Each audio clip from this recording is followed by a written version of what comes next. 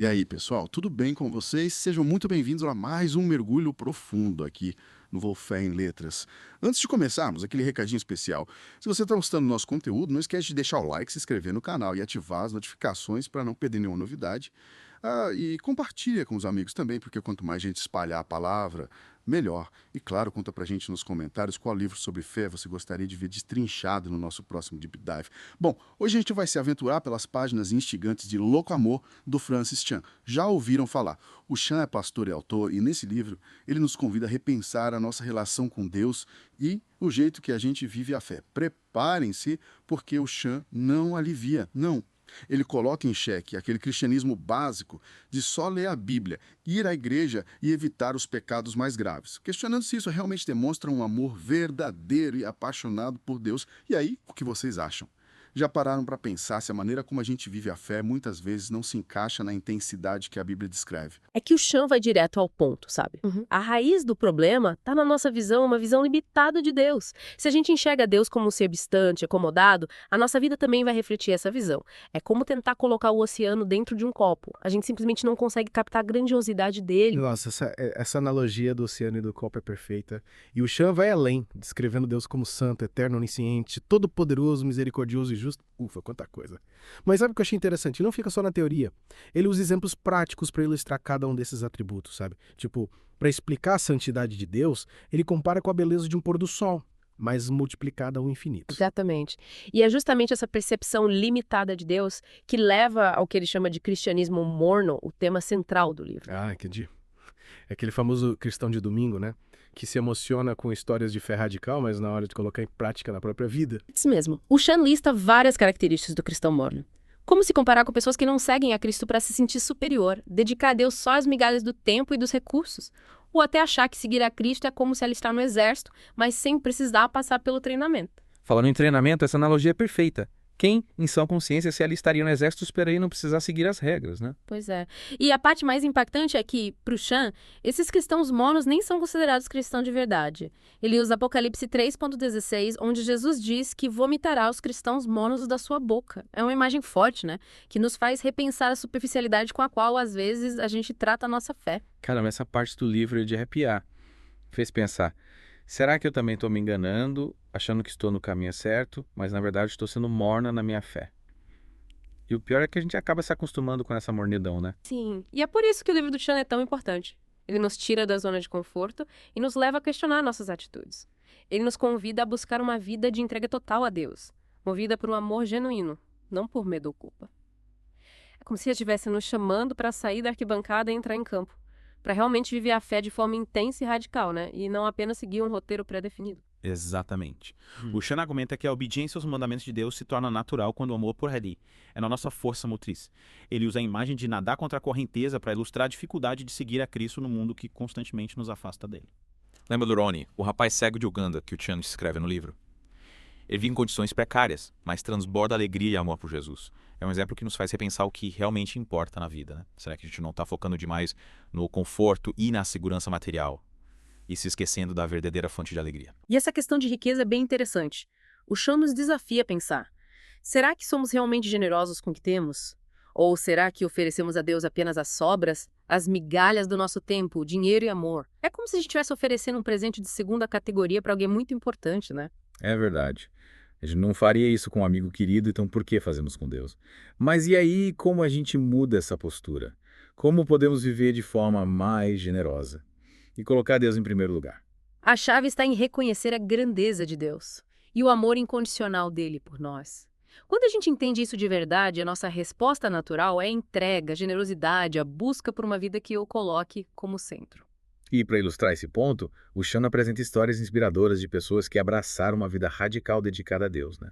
Pessoas que deixaram tudo para trás para servir ao próximo, que abriram mão do conforto e da segurança para seguir o chamado de Deus. Exatamente. Como o Nathan Barlow, um médico que dedicou mais de 60 anos servindo pessoas com uma doença grave na Etiópia, abrindo mão de uma vida confortável para viver uma vida de amor e serviço ao próximo. Ou a Heidi Baker, ou a missionária que cuida de órfãos em Moçambique. São exemplos que nos mostram que servir a Deus pode se manifestar de diversas formas, sempre com amor e compaixão. E tem até a história da igreja que vendeu seu prédio e se mudou para uma tenda para ter mais recursos para ajudar os pobres e investir em missões. É um exemplo radical de desapego e generosidade que desafia nossa zona de conforto e nos leva a repensar nossas prioridades. Uau, que exemplos incríveis.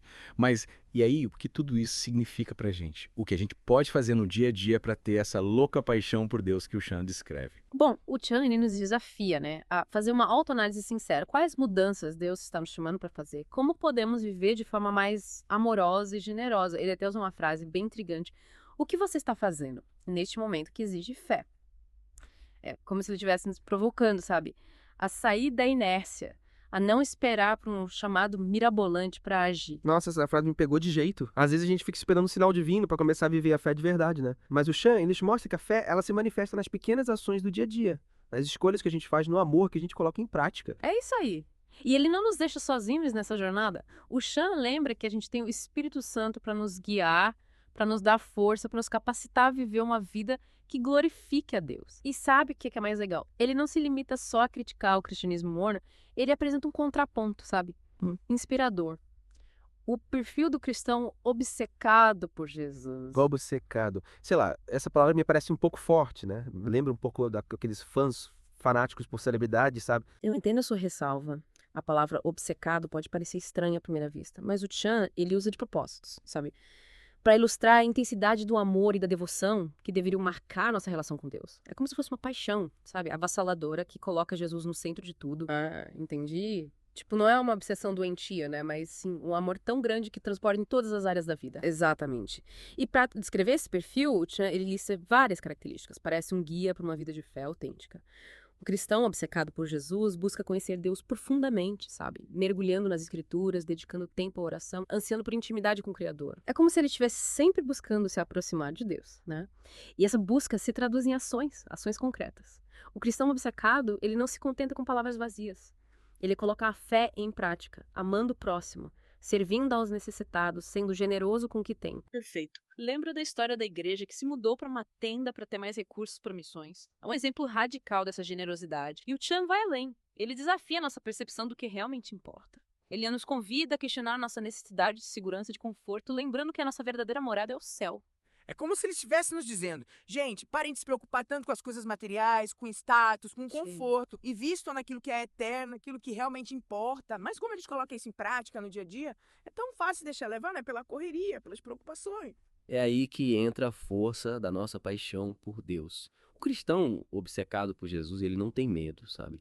De se arriscar, de sair da zona de conforto, de ir contra a correnteza do mundo. Ele está sempre se perguntando: é essa maneira mais amorosa de viver? Como eu posso amar a Deus e ao próximo de forma, mais radical? E essa busca por uma vida de amor autêntico, ela se manifesta em todos os aspectos, né? No cuidado com os pobres, no perdão aos inimigos, na humildade diante de Deus, na generosidade com os necessitados. Nossa, é um desafio e tanto, mas ao mesmo tempo é inspirador. Com certeza. E para ilustrar esse perfil, o Chan apresenta histórias inspiradoras de pessoas que, assim como o Nathan Bolo e a Heidi Baker, abraçaram essa vida de entrega radical a Deus. São exemplos que nos mostram que uma vida de fé autêntica é possível, que não precisa ser um super-herói para fazer a diferença no mundo. E o mais legal é que essas histórias nos mostram que a obediência a Deus não é um fardo, mas um privilégio, uma fonte de alegria e satisfação.